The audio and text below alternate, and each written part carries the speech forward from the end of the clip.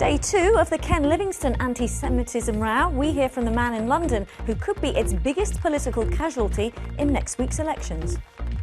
I think that Ken Livingstone should do the decent thing, fall on his sword and walk.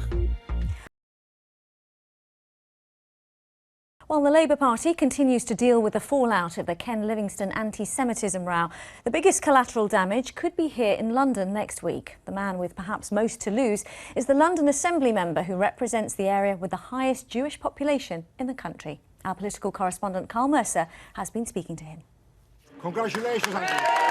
This was the moment 4 years ago when Andrew Dismore joined the London Assembly, one of the memorable moments of the election, as he beat the controversial Fire Authority chairman Brian Coleman. Sorry, you're not filming my mother.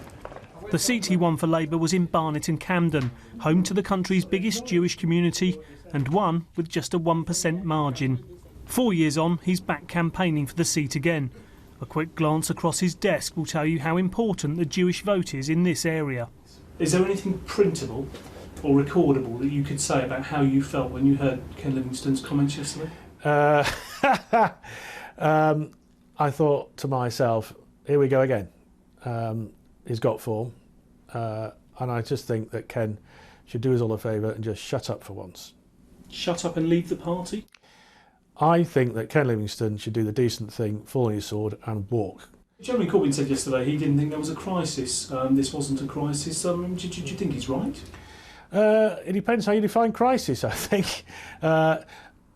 It's a crisis in the sense that we have now got this perception that the Labour Party is anti-Semitic, and that makes my blood boil, because 99.9% reoccurring of the party membership are absolutely appalled by what's been going on in terms of the comments of Ken Livingstone and other people, and it has to be dealt with. Andrew Dismore isn't alone in being concerned. I've been speaking to senior members of London's Labour Party today. One said this was the last thing they needed ahead of what they say will be a crucial weekend of campaigning. Another described themselves at 10 out of 10 on the anger scale. Most of the other comments, though, simply unrepeatable. I think it's time that Ken Livingstone takes a back seat in the political world. I think he's lost enough elections for the Labour Party in London. It's time for him to go. And this I think for the majority of Jewish members and Jewish people in London, they'll probably agree that it's time for Ken to leave the Labour Party and to be gone. Labour will have to carry out a lengthy investigation if it is to expel Ken Livingstone. That could take at least 2 months. The former mayor has said he won't quit the party. His comments yesterday continue to overshadow it. Carl Mercer, BBC London News.